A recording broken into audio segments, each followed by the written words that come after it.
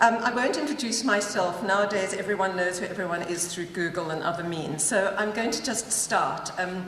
I wanted to thank my hosts, but this will go down on record as a thank you. It has, for me, been a most extraordinary experience. I think it's the only conference I've ever been at where this extraordinary interweaving of personal testimony and academic reflection has worked so well together, and there's been this constant echo and dialogue between those different kinds of conversation.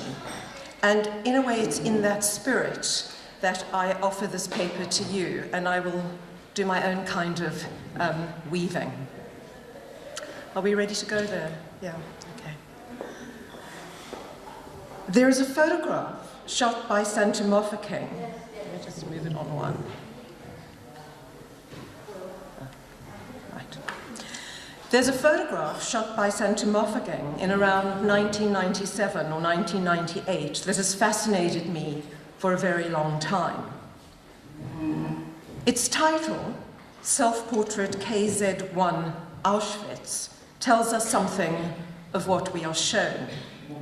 The photographer is at the site of the notorious death camp and pictures himself at the scene. It's the only self-portrait by Mofokeng that I know. And even here, the photographer's features and face remain resolutely blocked and obscured. Instead of a resemblance or a likeness, what we see is an obstruction or an absence, ghost-like and mysterious in form. We can identify a man with a camera. His hunched shoulders and crouching pose indicate that he is in the process of taking the very picture we see. But his physical presence blocks out part of the place he records, while imprinting his shape onto the scene that he shoots. Where exactly is he? The situation is difficult to read. On close examination, we see that Mofokeng positions himself in a framed window through which trees and buildings are seen. I'm not sure where the arrow is, but I hope you can see that. But the window itself operates like a flat mirror, showing a reflection of a gallery of framed black and white prints that are actually situated behind him. The projection onto the glass window pane of the display reads like an X-ray image of the building ahead, so creating an ambiguity at the level of the glass and the picture plane onto which Mofokeng's shape is fixed.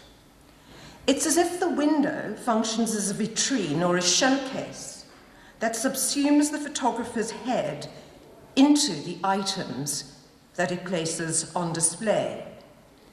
That the reflected exhibition is from the museum at Auschwitz makes this particularly telling. At the same time, Mofokeng's silhouette disrupts the projection from behind, and his shadowy imprint allows the brickwork, the street number, and the doorway of the building ahead to show through, revealing it as opaque and dense. The more we look at the photograph, the more we notice the material facade of the building, with its rectangular windows appearing, closed and resistant to the gaze of the cameraman imprinted onto its face. Mofokeng is indeed in Auschwitz, but his relationship to the scene he inhabits is cryptic rather than clear.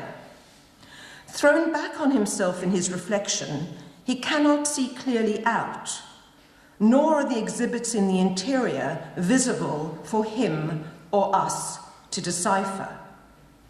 Is he a witness or a victim, an inmate or an outsider, a tourist or a testifier? The photograph is puzzling and unsettling in this regard.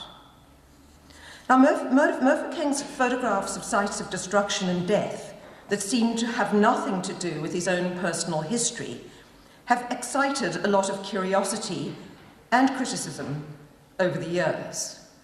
The Auschwitz self-portrait is one of a series of works produced in the late 1990s and early 2000s that took Mofokeng from the death camps of Europe to Hiroshima and the mass graves of Mozambique. These find their place in his oeuvre alongside images of erstwhile South African concentration camp sites near Brandfort, where dead Boers lie in unmarked graves, or road signs to Luderitz in Namibia, site of the incarceration and genocide of thousands of Nama and Herero at the hands of German colonialists. And Aus, once a prison of war camp, where Germans were interred during World War I. What characterizes all of these scenes is such desolation and emptiness that it's impossible to reconstruct the kinds of violence and brutality that they harbor. Inscriptions in the ground are minimal.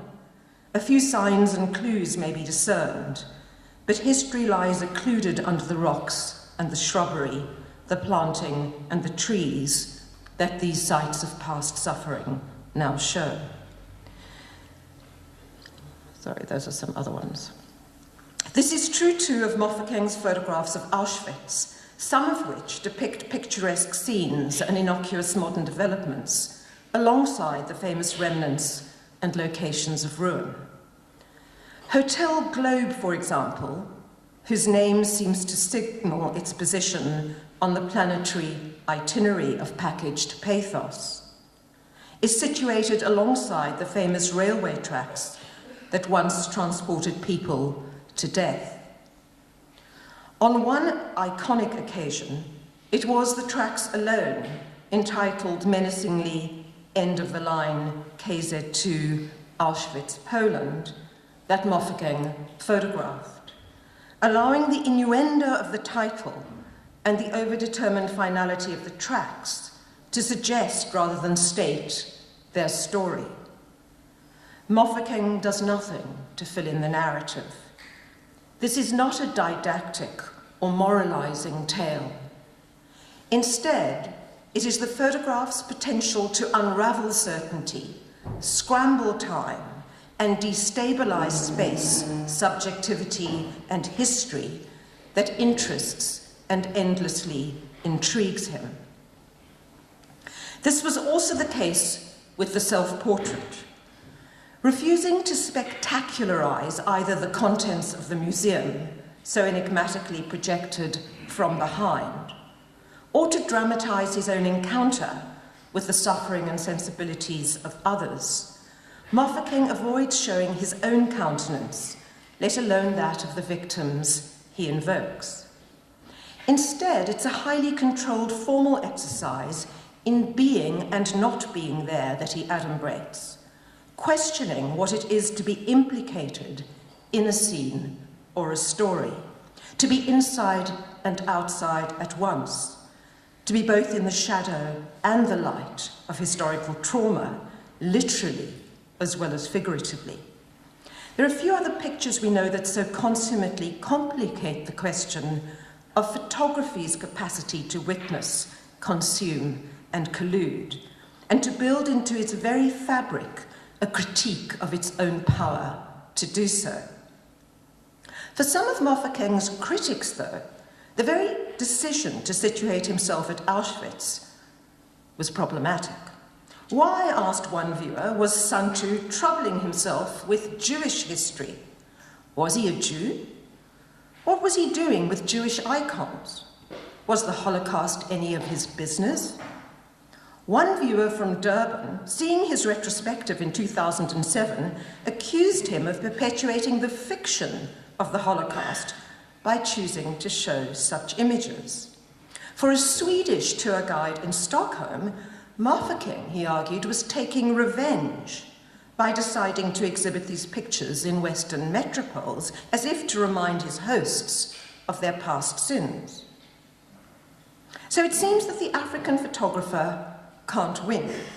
For some, by venturing into Europe's traumatic past, he's betraying his own identity and surpassing his role as an African who, by implication, is confined to commenting only on his own situation and experience.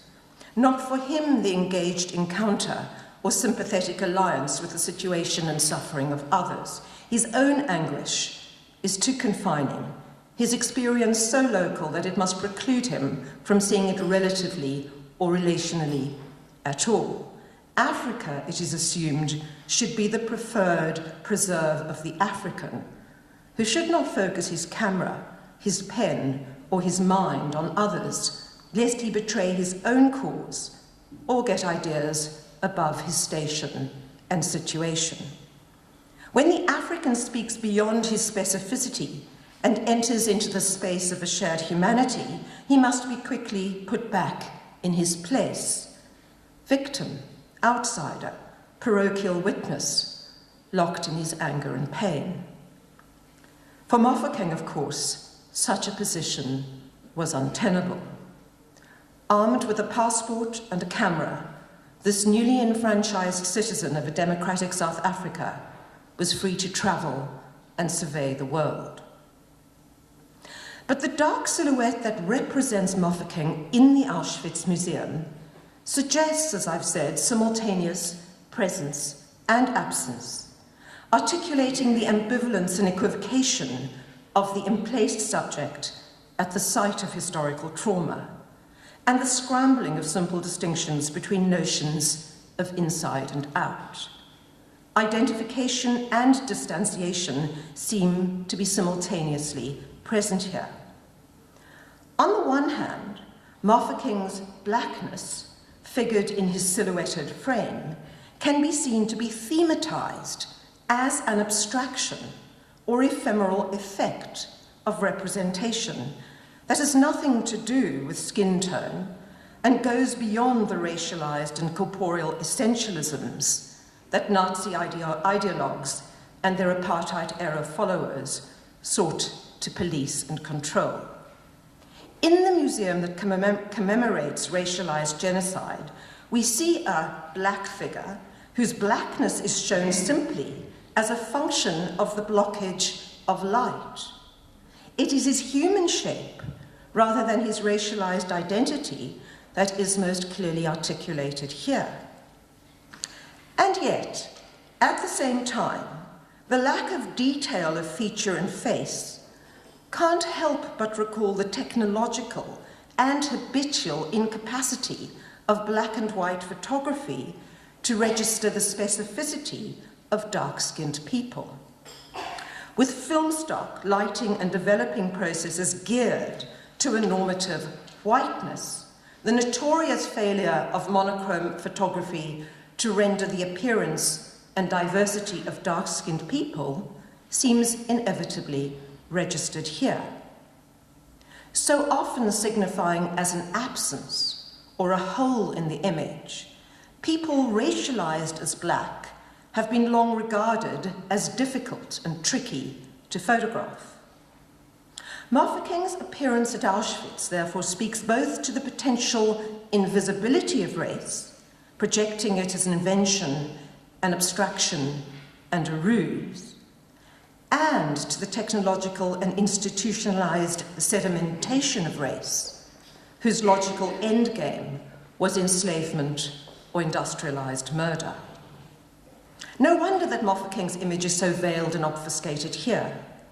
A survivor of apartheid South Africa, he is curiously emplaced and consummately qualified to bear witness to the suffering of others, especially those for whom race was a death sentence or curse.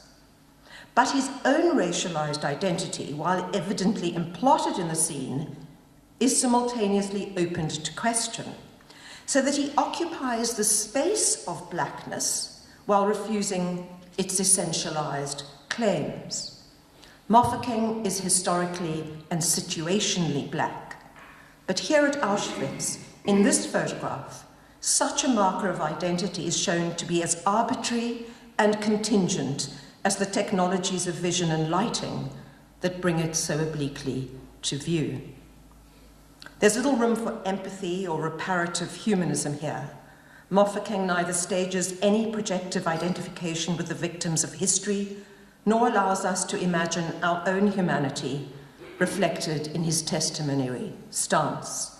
His is not a memorializing art. It neither repairs the damage of the past, nor offers a way out of its pain. If anything, it opens up to question the role that art can play in the face of suffering and loss. Famously, the Canadian poet Anne Carson has declared that art is not therapy. For her, poetry cannot rescue or redeem the past. It has neither a palliative nor reparative role. It cannot make whole what is broken or provide narratives to comfort or console.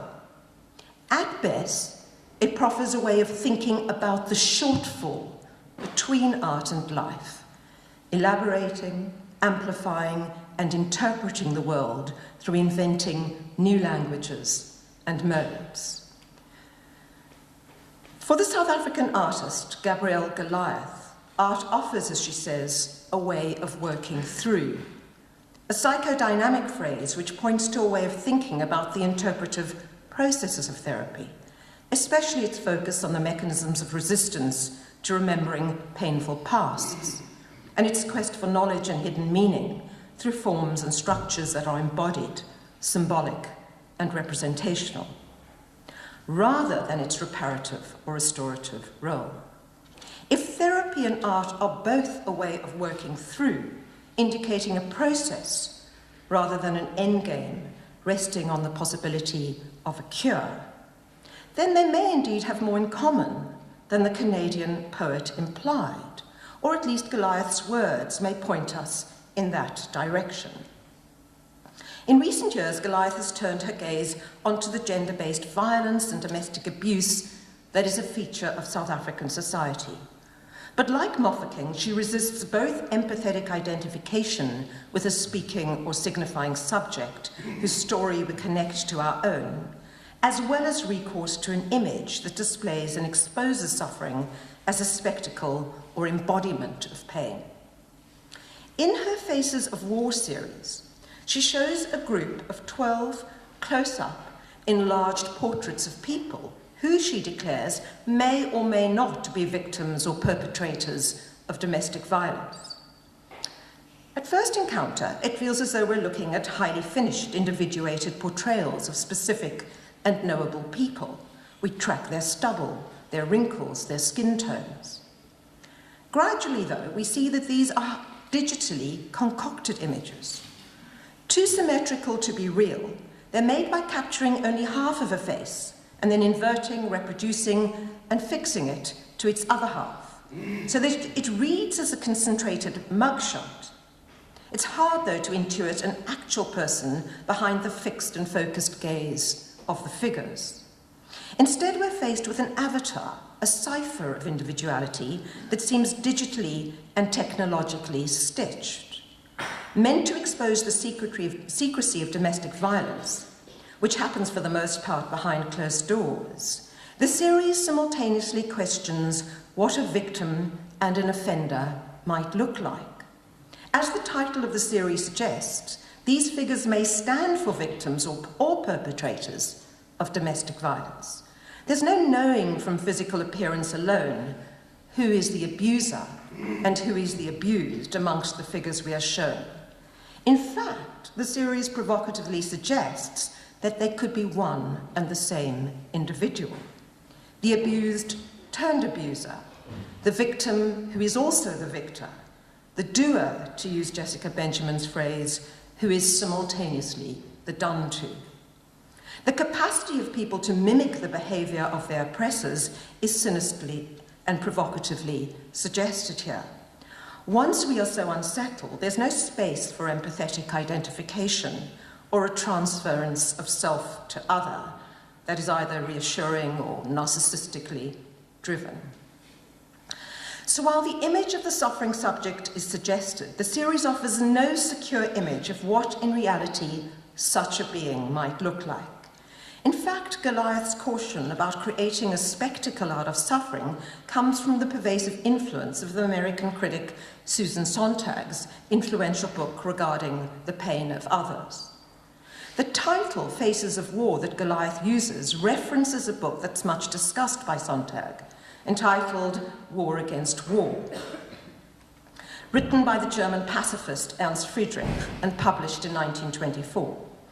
At the heart of Friedrich's pacifist manifesto, which contained nearly 200 gruesome photographs of the ravages of war, is a section titled The Face of War, which included these 24 close-ups of soldiers with grotesque and disfiguring wounds. Friedrich, Sontag argues, had included these horrific images as a cautionary tale against war, and they were accompanied with captions mocking militarist ideology and the wickedness of war. Their failure, though, to prevent ongoing destructiveness, their failure to prevent ongoing destructiveness, though like other spectacularizations of suffering, from images of the enslaved to colonial conquest, victims of famine to poverty and disease, genocide or mass murder, is the subject of Sontag's impassioned critique of the image culture of photographic excess. Far from helping to prevent violence, she argues, the uses to which war photographs have been put means that they can easily be co-opted to stoke revenge, objectify others, anesthetize feeling, produce perverse pleasure or self-serving reassurance in viewers who believe they are not like the subjects they see.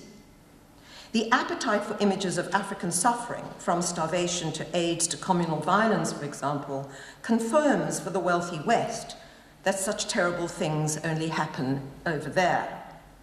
While lamented and held up to scrutiny, they help to ossify binaries of them and us, here and there, developed and backward, empowered and helpless, entrenching these as inevitable and natural, rather than exposing the historical and political forces that pertain.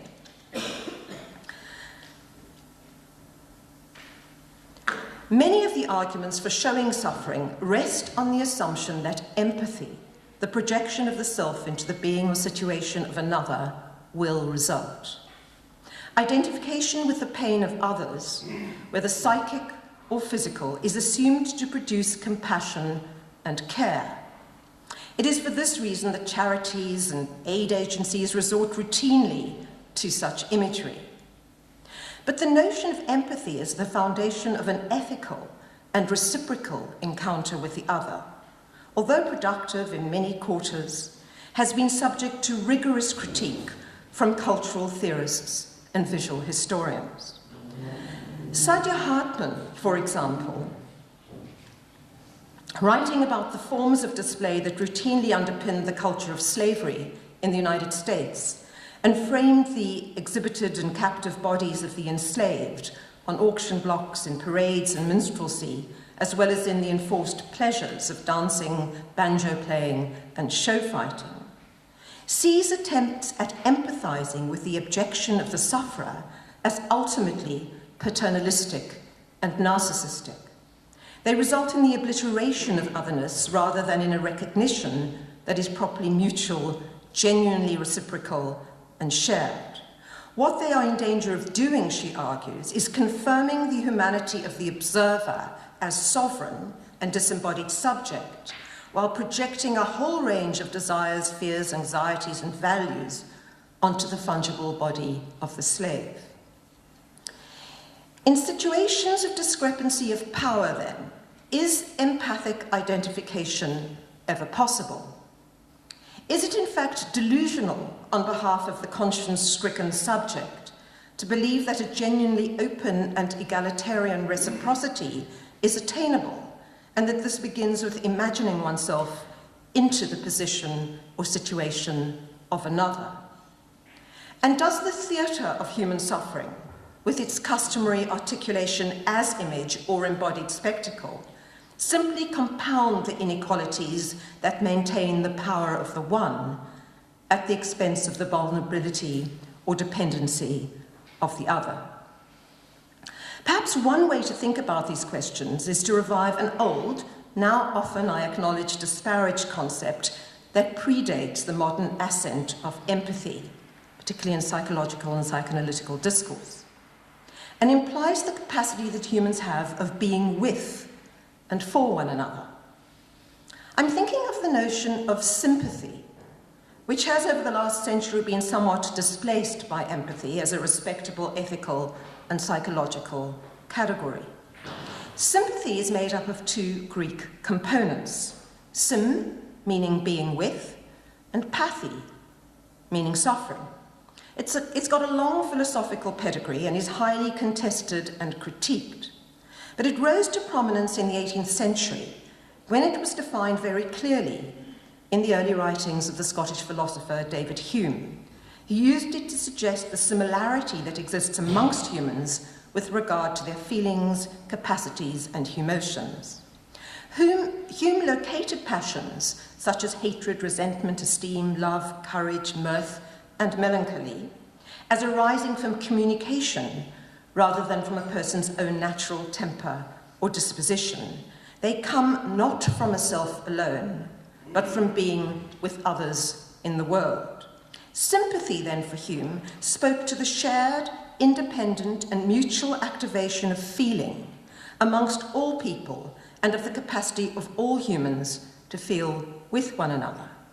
For Hume, sympathy between humans is a capacity that stems from a profound social instinct without which human beings become monsters. It's not about self-preservation or imaginative projection.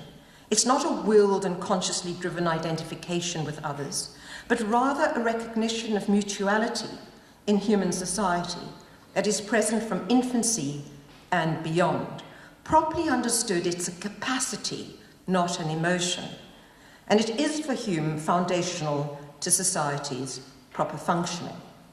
Now, with some trepidation, I would like to suggest, although I know this might be contentious, that the definition of sympathy may echo with the African concept of Ubuntu. I know a category that has been much critiqued from many quarters, but at its essence, from what I understand it, it's similarly founded on the understanding that humans are mutually dependent and capable of fellow feeling, of being with one another, even in the face of difference. Ubuntu proposes an orientation of openness to others on behalf of an emotionally sentient and vulnerable self, capable of being with the suffering of others, sympathos, but without necessarily assuming fusion or imaginative projection into one another's situation or psyche.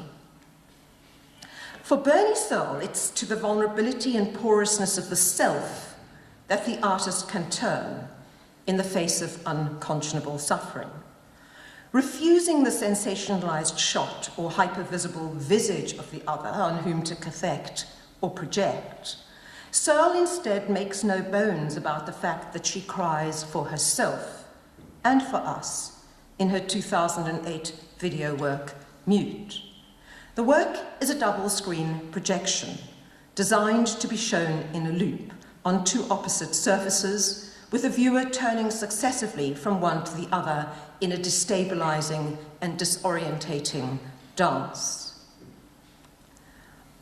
On the one screen, we watch the slow accretion of black crosses that appear to bleed and dissolve as they multiply across the surface.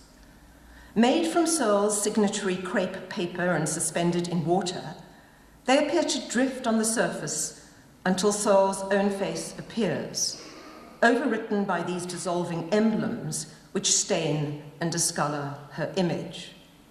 From the start, therefore, Searle is contained like a specimen in a vitrine, besmirched by unstable symbols that cannot keep their shape.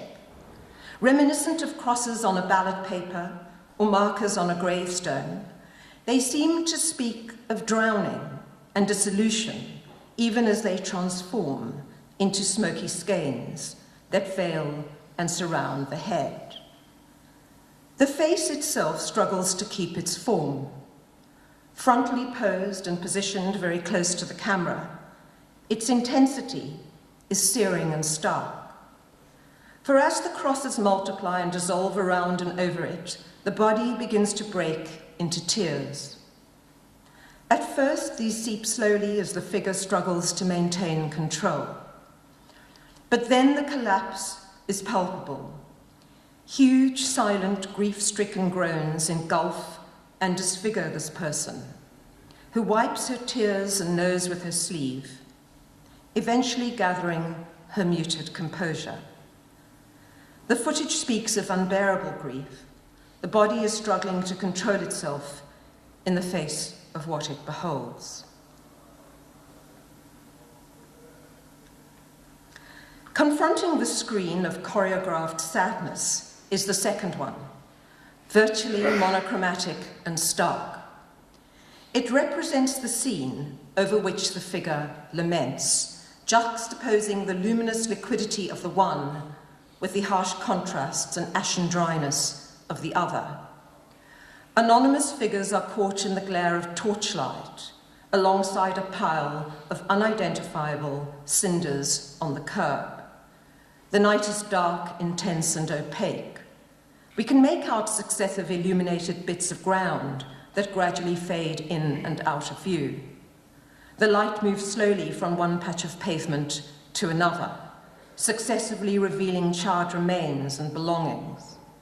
It's hard to see exactly what is left amongst the burnt-out ashes, a tire perhaps, some bits of metal, clothes and personal effects. But the mystery of the night and the slow silence of the fading and emerging images suggest the atmosphere of a murder or crime scene. And there are police officers present with guns, flashlights and instruments, measuring and monitoring the site, gathering evidence perhaps, or simply recording the aftermath of some gruesome or ghoulish event. The piece gives us no voiceover or soundtrack to help us make sense of the scene.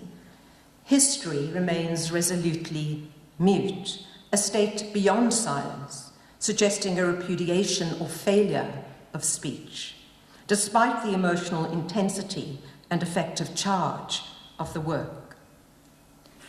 In effect, it offers a stark juxtaposition. On the one side, forensics seems to be doing its manly job, picking over the pieces of the scene. There's no knowing what will come of this activity or whether the motive of the crime and the criminals will be found. What is certain is that forensics alone cannot explain the broader context and political resonances of what happened here, or tell of the grief that the loss of life brings. Forensics seeks answers and clues on the ground, in the ashes and detritus that remain, but it cannot speak to the cost and the lost, to the invisible traces and tracks, or to the echoes and resonances of the past. Nor can it address the emotional drain of the events that it maps and describes. It's on the other screen that the effective resonance of the moment is to be found. Here a different kind of knowledge is produced, embodied, effective, unfixed. No pillar of salt or ossified memorial erected to arrest or contain the past. Here a woman's sobs are seen to swell and subside, her leaky body unraveling in pain. She bears witness to the enormity of what she beholds, demanding of us that we search both in the footage that unfolds and in what it leaves out. Art brings no comfort here, but it enacts a process, perhaps a working through, that is neither resolved nor finished. Mute is partially made up of reused still photographs. A close examination of the screen with the burnt remains shows the slow dissolve that occurs between shots. The video is not comprised of filmed footage, despite the movement we see. Instead, we recognize a gentle seepage from image to image, a cross-dissolve, to use the technical term, which is computer-generated with simple software in order to activate and animate the scene. So the effect is of an accretion of stills, arrested momentarily and then dissolving, fading and merging into one another, as if to indicate the passage of time. There's nothing spectacular or sensational about the scene. The tones are muted, the pace is gradual, the effect is meditative and mediated. But the photographs themselves, here digitally merged and combined, link to a cataclysmic moment in recent South African history. The combination of the date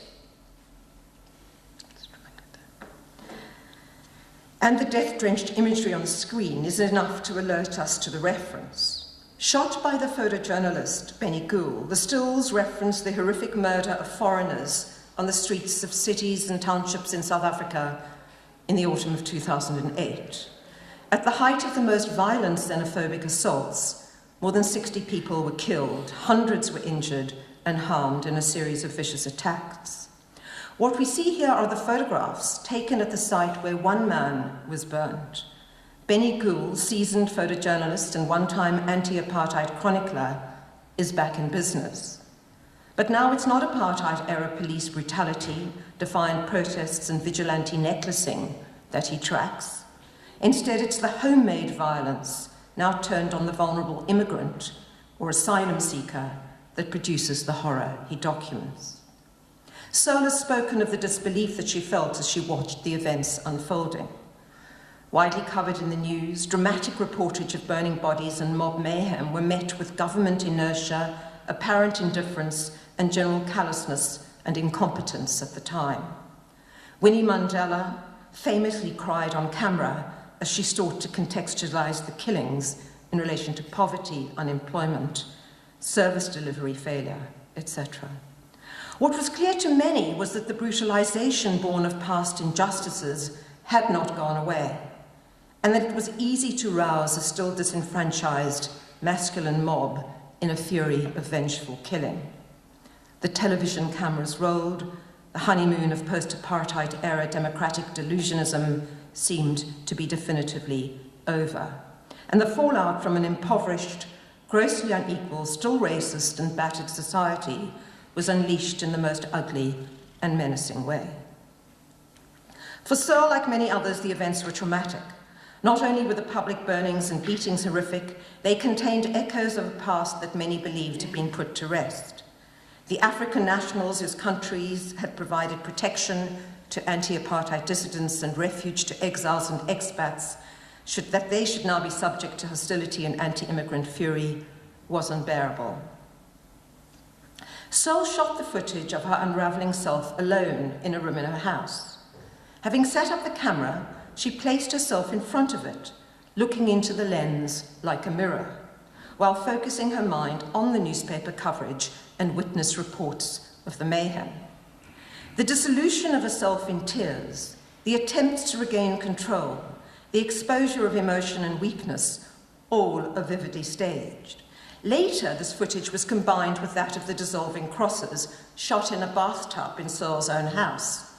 The backdrop, then, for the smoky symbols, which appear to link Searle's sadness to the nature of the crime she witnesses, was resolutely domestic and safe, far removed from the anarchy and chaos in which the bodies were burnt.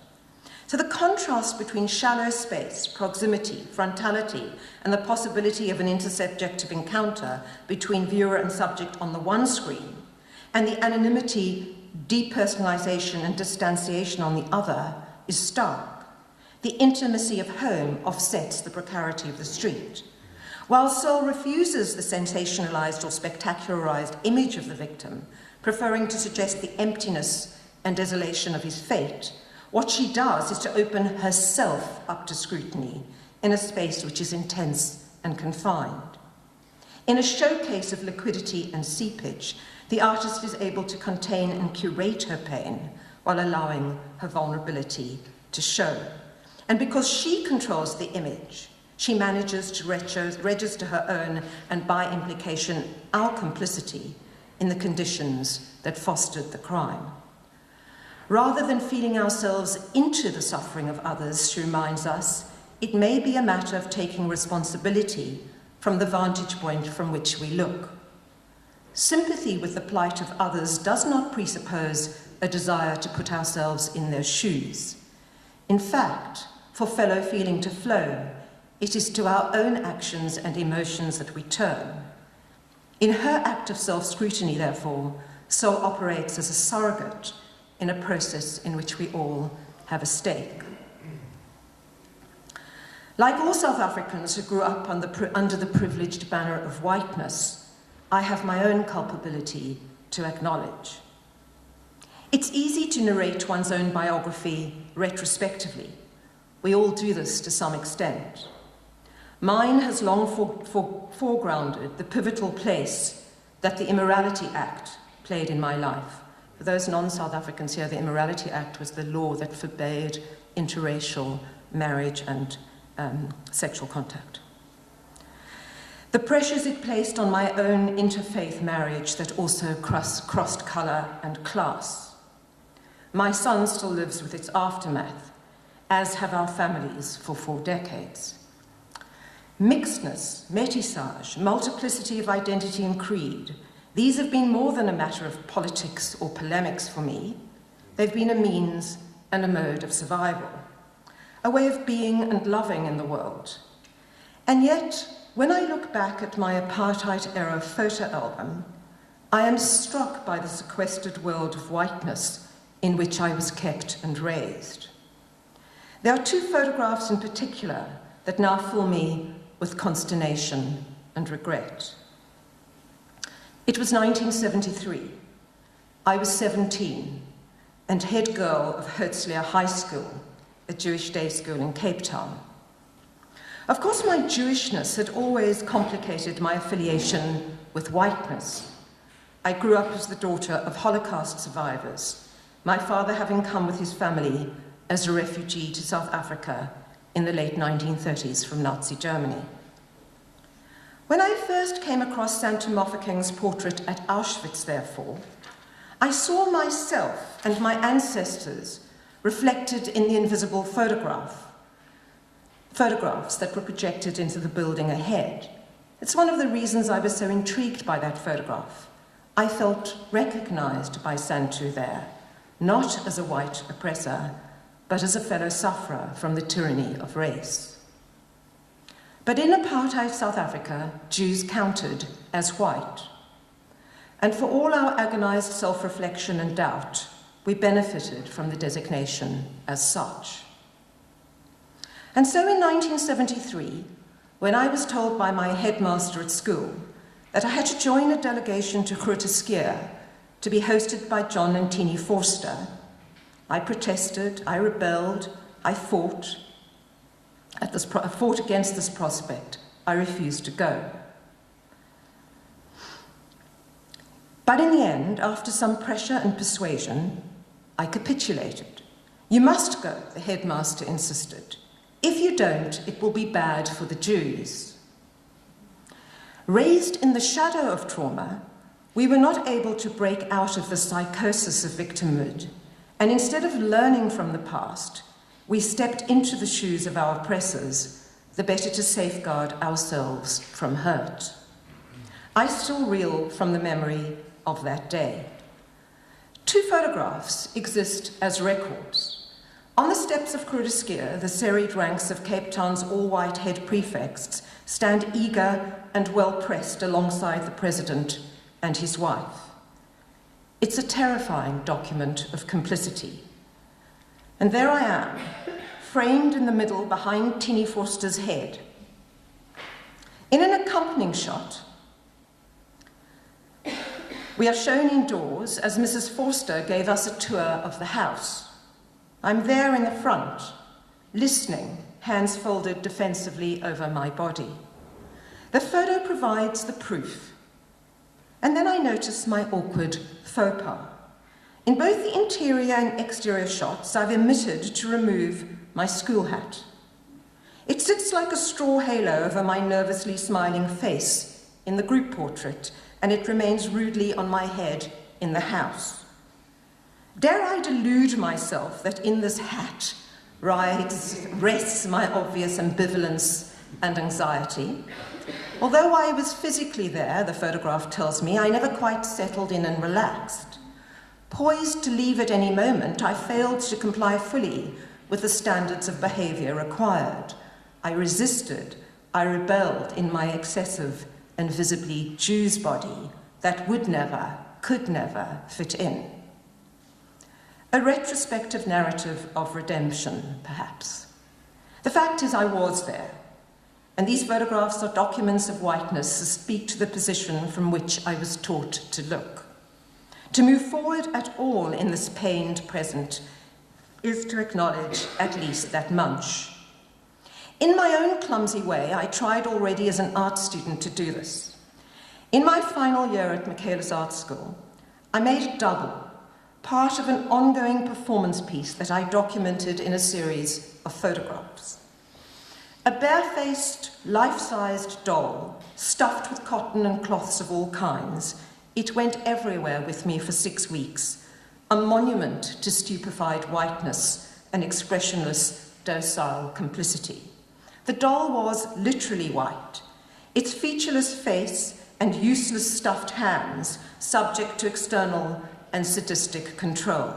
It had no mouth or voice, no eyes or ears, no will or way of its own. It was a mute and motionless dummy, dressed in 70s art school style.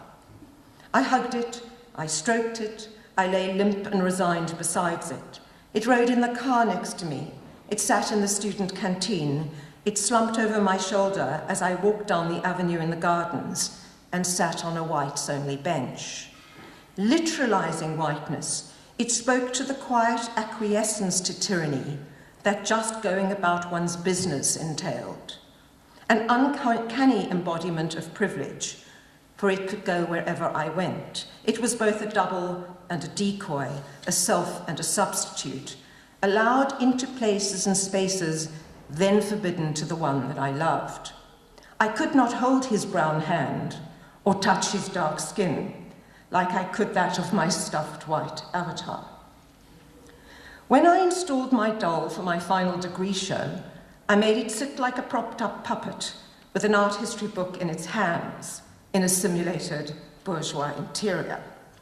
It wore my mother's beads, draped decorously around its neck, a cipher both for her and me, in a double-edged homage to filial and feminine fortunes lived under the rule of racist law.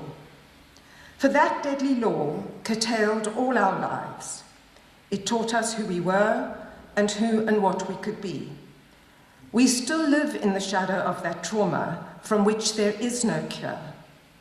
My mother was soon to be deprived of her daughter, who would appear lost to her for many years. She did not yet know that her future son-in-law skulked secretly behind closed doors. She never met his mother, who was deprived of her son and who never saw or held or her grandchild. If only I could have cut crying eyes into that stuffed-up face and opened its mute mouth with a scream worthy of Namonda Kalata, I would have been able to say something about the cost and the cruelty of being squeezed into that all-white skin. Instead, I made a docile dummy that sat decorously and stupidly still. What is it to work through the trauma of race? To deal with its resistances and repressions, its representational structures and effects, its residual fallout and uncanny unfoldings? Zanele Muholi's recent series, Somnyama and Ngonyama, is arguably just such an exercise. An ongoing, highly staged and elaborate group of photographic self-portraits, Somnyama pictures the artist in a variety of costumes and guises borrowed from the image repertoires of art history, photography, and popular culture. Images range from reclining odalisques to veiled Madonnas, allegorical statues to beefy bodybuilders, Hollywood pin-ups to ethnographic ciphers and dolls. The variety of reworkings is formidable, with disguises that are elaborately and carefully crafted. But there's nothing seamless or effortless about their effects. Instead, the artifice and contrivances of the costume are laid bare alongside the highly styled settings, so that the stagings and simulations of studio photography are themselves as much part of the scenario as the performances of selves they enshrined. In a large number of the portraits, the once serious conventions of ornament and accessory are now periodically and playfully unraveled. The recourse to dark humor, to the dark side of humor, is everywhere felt in the series. When Muholi, something's going wrong here. That's it. When Moholy adorns Bester 1, named for her mother Bester Moholy, in clothes pegs, creating a crown of thorns, as well as ear-pinching jewellery and a cheap clasp used to fasten her cloak, the image resonates beyond recalled mugshots and anthropometric precedents to invoke the domestic work that framed Bester's life. This is resourceful fancy dress, of course. It literalizes and materializes Bester's role in an absurd and achingly poignant way. But it's also witty and irreverent, both to the pretensions of ethnographic photography and to the reductions of a life to a racialized type or feminized role. Maid, Zulu woman, negress, as traditional labels would have it. Here, as in all the self-portraits, Moholy heightens the tonal cast of the image.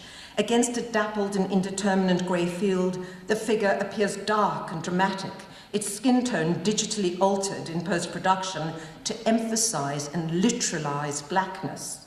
This is made all the more clear by the stark contrast of the painted lips that appear pasted onto the surface of the face. Traditionally part of the cosmetic apparatus of blackface and minstrelsy, both the jet black skin and the zinc white lips speak of excess and exoticism, each a function of the racialized wrapping of the human into desirable or reifying tropes. Blackness sits on the surface like a cellophane cloak, an abstraction and addition to the body it is made to define. A curious gap emerges between the dermic identity of the sitter and the hyperbolic, almost hysterical hypervisibility of the blackened body. Here it serves a double-edged purpose, for while it reveals the determining designation of identity through which people are viewed and defined, it simultaneously registers the artifice and arbitrariness of an economy figured by something as superficial as skin. The splendor of this skin knows no bounds, and Moholy revels in the scale of illuminated grey tones and sonorous blacks, the variegated complexity of black tone, which, far from registering an absence or lack, seems here to have unprecedented variety and depth, as if to defy photography's historic failure to be adequate to human diversity. But what is clear throughout the series is that what we are dealing with has little to do with people's actual pigmentation and potential, and everything to do with the conventional layers and veneers of representation through which they are valued and seen. I started this lecture with a consideration of the complex staging of viewing and being that Mafeking's self-portrait invoked. Here I argued that Mafeking's flat, shadowy shape at Auschwitz stood both for analog photography's technological failure to represent the specificity of dark-skinned folk, and at the same time for the idea that racialized blackness might in any case be a fiction or an illusion, a function here of the absence of light rather than a determining or even legible identity. At the site of commemoration of racial genocide, this seemed to me to be a radical and revolutionary gesture, embedding the photographer into sympathetic alignment, but not identificatory fusion, with the murdered that are memorialized behind him. Mafeking does not enter into their suffering or turn it into a spectacle or show. Rather, he places his own indeterminate body both inside and outside the arena in which they are remembered and seen. There's one particular photograph in the Somnyama series in which Moholy appears to do a similar thing. In this fully frontal portrayal of a figure, Moholy embeds a saturated self in front of an array of masks suspended in a market stall. Like Moholy's stylized visage, the masks catch the light and deflect it, showing the chiseled features and abstracted shapes that form the vocabulary of African sculpture, while also invoking the artifice of traditional black and white photography. Moholy's face rhymes with the masks, revealing the play of light and stained surfaces of both. It's interesting to see that the, what happened there? Sorry, could you put it, excuse me, can you just put it onto the last slide? I'm finishing off now. The second last slide, I don't know what happened. Yeah, thank you. So I want to get the detail. There we go. As you see, if you look at the detail of there, you can see that the chiseling of marks that are on the body, on her own body, they echo with the marks on the masks. So there's no doubting the analogy that Moholy sets up. But there's also a disjunction between the light chiseled face of the figure that is large and centered and up front, its ambiguous gaze simultaneously bold and blind, and the suspended shut-eyed totems that appear as so much merchandise behind. Signifiers of African culture, the masks appear as traces of the hands and labour that made them. But here in the market, they're piled up without indication of their provenance or place of origin. Much like the multilingual merchants who travel from all over the continent to set up stall in Cape Town's Green Market Square, where this particular photograph was shot, the masks are homogenized and collectivized as foreign. And it's amongst these African effigies, surrogates for the merchants and migrants that sell them, that Moholy is situated in sympathetic and symbiotic alignment, but at the same time with an awareness of the distance and difference between them.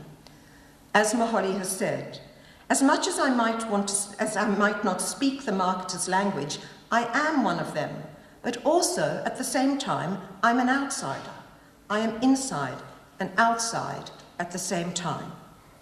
The title, Zonkzizwe, Moholy says, implies a mixing of nations in difficult times, proposed as a response to xenophobia and identity-based violence, whether directed at queer, foreign, or raced bodies.